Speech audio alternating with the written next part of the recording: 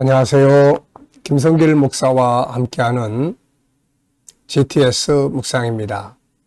자, 오늘은 8번째 주간의 셋째 날 묵상인데요. 오늘 묵상의 주제는 숨겨진 비밀 찾기가 되겠습니다. 자, 우리가 살아가는 삶의 현장에는 항상 눈에 보이는 부분만 있는 게 아니라 보이지 않는 부분도 있고, 또 우리가 알고 있는 것만이 있는 게 아니라 모르는 것도 많습니다. 그래서 문제가 있으면 답도 숨겨져 있는 거죠. 천국도 예수님도 진리도 더 깊이 숨겨져 있습니다. 이런 것들을 바르게 찾기 위해서는 좋은 질문이 필요하죠. 질문을 통해서 우리는 더 나은 것, 더 깊은 것, 더 좋은 것들을 찾아낼 수가 있게 되는 거죠. 그래서 우리는 항상 좋은 질문을 통해서 더 좋은 방법들을 찾고 더 깊은 은혜들을 만날 수 있어야 되겠습니다. GTS 묵상은 두 가지의 목적을 위해 만들어졌습니다. 하나는 매일매일의 삶에 역동성 있는 신앙생활을 하기 위한 것이고요. 그리고 또 하나는 삶의 현장의 변화와 발전을 만드는 것입니다. 아이들은 IQ나 EQ, SQ와의 재능을 개발하기 위한 것이고, 현실적으로는 학습 능력을 키우도록 만들어졌습니다. 이것을 위해서 5, 7, 2의 구조가 들어있죠. 5는 그림을 보고 분석하는 5가지의 내용인데요. 이것을 통해서 생각하는 능력을 키워줍니다.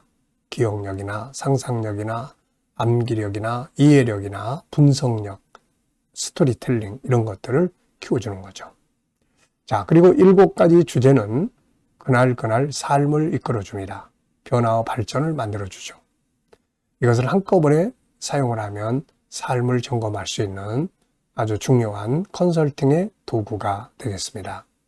그리고 또 아이들에게는 독서지도, 학습지도의 아주 탁월한 방법이 되겠습니다. 2는 질문 만들기와 주님과 소통하고 영감 얻는 시간이 되겠습니다. 5, 7, 2 이걸 잘 활용하시면 우리의 삶에 아주 놀라운 변화와 발전이 있게 됩니다. 자, 오늘도 그림 분석부터 시작을 하겠습니다. 이 그림은 솔로몬이 건축한 성전의 모양입니다. 우리는 성전 그러면은 둥근 것만 생각하지만 지금 예루살렘에 있는 둥근 성전은 이스라엘 성전이 아니고 이슬람 사원입니다. 그래서 본래 예루살렘 성전은 이렇게 만들어졌다는 것 기억하시기 바랍니다. 큰 터가 있고 양쪽에 예루살렘 성 안에 큰 터가 있고 그 다음에 또 이제 성전이 있는데요. 성전 앞에는 뜰이 있고 그리고 안에 들어가서 이제 일반 성소와 지성소가 있는 거죠. 이게 주어지기 전에는 성막이 만들어졌던 겁니다. 이것의 실물은 하늘에 있는 새 예루살렘 성이에요. 히브리서 12장 22절에 보면 하늘의 도성, 하나님의 도성, 하늘의 새 예루살렘 이렇게 표현하고 있죠. 자, 그리고 이제 사도 바울은 갈라디아서 4장에서 위에 있는 예루살렘과 아래에 있는 예루살렘 이렇게 소개를 합니다. 자, 여기서 위에 있는 예루살렘은 바로 이렇게 하늘의 새 예루살렘 성이고요. 바로 이게 그 모형도인 이 예루살렘, 아래에 있는 예루살렘이 땅에 있는 예루살렘이 되겠습니다. 자, 저는 제목을 그래서 하늘의 성전과 땅의 성전 이렇게 적어봤어요. 자, 그리고 성전에 거하는 자가 복이 있습니다. 그리고 이 성전은 하나님의 전이기 때문이죠. 이 예루살렘 성전이 만들어진 이유가 3가지가 있습니다. 하나는 하나님과의 만남의 장소로 만들어졌고요. 또 하나는 하늘의 예루살렘을 이 땅에 계시하기 위해서 만들어졌습니다. 그 다음에 또 하나는 여기서부터 복음이 온 세계에 전해지기 위해서 만들어진 거죠. 그래서 예루살렘은 천국의 모형이면서도 굉장히 중요한 사명이 있는 장소입니다. 자, 분석해 보겠습니다. 우선 눈에 보이는 것은 예루살렘 성전, 그리고 성전을 보호하는 벽이 쫙 쳐져 있습니다. 그리고 또 주변에 그 포 담벼락 그 뒤쪽으로 이제 사람들이 사는 그런 이제 건물, 집들이 굉장히 많이 뒤에 있죠. 그리고 이 성전으로 들어가는 바로 요 다리가 있습니다. 자, 그리고 보이지 않는 부분에는 이제 뭐가 있을까요? 우선 이 성전의 의미, 그리고 하나님, 삼위일체 하나님, 그리고 이 모형이 실물이 되는 위에 있는 예루살렘, 여기서 이루어지는 수많은 제사와 또 은혜의 역사들이 다 이게 숨겨져 있습니다. 자, 연상법 훈련입니다. 중요한 것 찾기입니다. 이 그림에서 가장 중요한 건 뭘까요? 바로 예루살렘 성전이 하나님의 집이라는 것이죠. 이 성전은 하나님의 집, 하나님이 계시는 곳. 그래서 이곳에서 하나님을 만나게 됩니다. 우리가 힘들고 어려울 때 성전에 올라가 하나님과 만나는 거 정말 중요한 일입니다.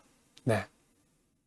저도 한참 젊었을 때 하던 비즈니스가 부도나고, 그리고 또 그것 때문에 사채 쓰던 것들 다 망하고 이래가지고 정말 어려울 때 성전에도 올라갔죠. 집에 가면 빚쟁이들이 나를 기다리고 있으니까 항상 성전에 올라가서 자고 거기서 기도하고, 그런 가운데 참 주님과의 그 어떤 영감, 깊은 만남, 평안함, 그것이 오늘의 저를 만들지 않았나 싶습니다.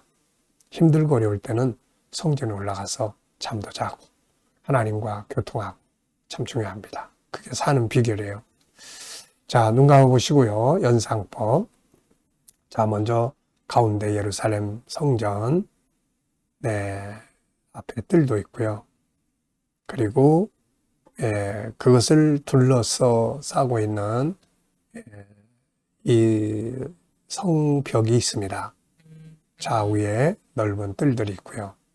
그리고 이 성소로 들어가는 다리가 있고, 저 뒤쪽으로는 사람들이 사는 마을, 집들, 뭐 이런 건물들이 많이 있습니다. 자, 그리고 이 성경에서 성전과 관계된 말씀들을 또 한번 우리가 살펴보면은, 맨 처음에 출애굽기 25장에서 40장까지 이 성전 건축에 대한, 성막 건축에 대한 하나님의 계시가 있었죠. 그리고 마침내 이제 솔로몬 시대에 와서 이 성전을 짓습니다. 그리고 이 성전의 터가 원래 이제 창세기 22장에 하나님이 아브라함에게 모리아산에 가서 제사를 드리라고 그랬는데, 그 모리아산이 바로 이 예루살렘 성전이 있는 산이에요, 이게.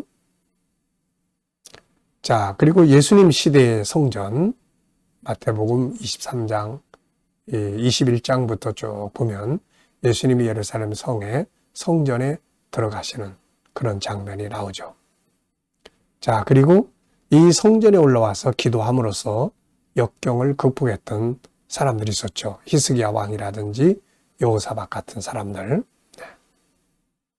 그리고 이 예루살렘, 그러면 히브리서 12장 22절에 하늘의 예루살렘을 우리가 기억하게 됩니다. 자, 상상력 키우기입니다. 이 그림 가운데 두고요. 앞에는 어떤 그림 그리면 좋을까요? 저는 앞에는 에덴 동산을 그려볼 것 같아요. 왜냐하면 에덴 동산이 최초의 성전이거든요. 거기서 아담과 하와가 하나님을 만나게 된 겁니다. 그 만남의 장소예요. 그리고 다음 그림은 계시록 7장 9절 17절입니다. 하나님의 보좌 앞에 다 모이게 되는 거죠. 거기는 뭐 특별한 예배당이 따로 있는 건 아니에요. 다만 하늘에 새 예루살렘 성이 있는데 그곳에 하나님이 계시는 거죠. 하나님이 바로 성전 자체입니다. 자, 미래를 어떻게 살고 싶은가요? 그렇다면 지금 무엇을 해야 할까요? 오늘도 미래 비전 한번 또 쭉 생각해 보시고요. 자, 본문 읽어보겠습니다. 구조는 2:2. 형제들아, 우리가 너희에게 구하는 것은 우리 주 예수 그리스도의 강림하심과 우리가 그 앞에 모임에 관하여 영으로나 또는 말로나 또는 우리에게서 받았다는 편지로나 주의 날이 이르렀다고 해서 쉽게 마음이 흔들리거나 두려워하거나 하지 말아야 한다는 것이라. 누가 어떻게 하여도 너희가 미혹되지 말라. 먼저 배교하는 일이 있고 저 불법의 사람 곧 멸망의 아들이 나타나기 전에는 그날이 이르지 아니하리니 그는 대적하는 자라 신이라고 불리는 모든 것과 숭배함을 받는 것에 대항하여 그 위에 자기를 높이고 하나님의 성전에 앉아 자기를 하나님이라고 내세우느니라. 아멘. 자, 감사한 것 적어보는 시간입니다. 어제 하루 또 무엇을 하셨고 누구를 만나셨는지 어떤 일들이 또 있었는지 한번 쭉 생각해 보시면서 감사한 것 적어보시고요. 오늘 또 하루를 시작하시면서 또 감사한 것 쭉 적어보시기 바랍니다. 그리고 미래를 생각하시면서 또 감사한 것 또 쭉 적어보시고요. 자, 1번입니다. 본문을 보면서 오늘 느끼는 것은 무엇인가요? 오늘 본문을 보면서 오늘 느끼는 것. 자, 저는 오늘 3가지를 적어봤는데요. 첫째는 주의 오심과 그 앞에 모임의 중요성. 사실 주님 오실 때 그 앞에 모임에 참여하지 못한다면 참 이건 인생의 실패입니다. 우리가 세상의 다른 모임엔 참석 못해도 주님의 보좌 앞에 모이는 이 모임에 우리는 반드시 나와 내 자녀들이 참여를 할 수 있어야 하는 거죠. 두 번째는 재림에 관해서 흔들리지 말라는 겁니다. 극좌, 극우. 자, 극좌는 아예 잠자는 거. 아유, 그냥 극단적 종말로 이제 나 다 귀찮아. 그냥 뭐 그러면서 아예 재림에 대해서 신경 쓰지 않고 사는 거. 이거는 아예 극좌라고 볼 수 있는 거죠. 완전 극우. 예수님이 곧 오셔. 이제 직장 다닐 필요 없어. 애들 공부도 시키면 뭐래. 다 그만두고 어느 지옥으로 산속으로 들어가. 이런 거. 이거 완전히 극우입니다. 이거 날짜 몇 월 며칠 날 오신다고 그랬어. 내가 계시받았어. 이런 거 아주 조심해야 합니다. 그래서 극자, 극우를 조심하라. 세 번째는 분명한 증거를 말씀해 주셨으니까 분명한 증거를 알고 있도록 해야 된다. 두 번째입니다. 사도 바울이 주의 재림에 대해 경계하는 것은 무엇인가요? 영으로 계시받았다고 하면서 말로 또 우리한테서 받은 편지 이런 것들을 가지고 다가와서 예수님 재림이 이제 다 됐으니까 세상의 일 그만해도 돼. 그러면서 극단주의로 끌고 가는 것 이런 거 다 경계하라고 합니다. 세 번째입니다. 주님의 재림에 대해 확실한 증거는 뭔가요? 자, 적그리스도의 등장.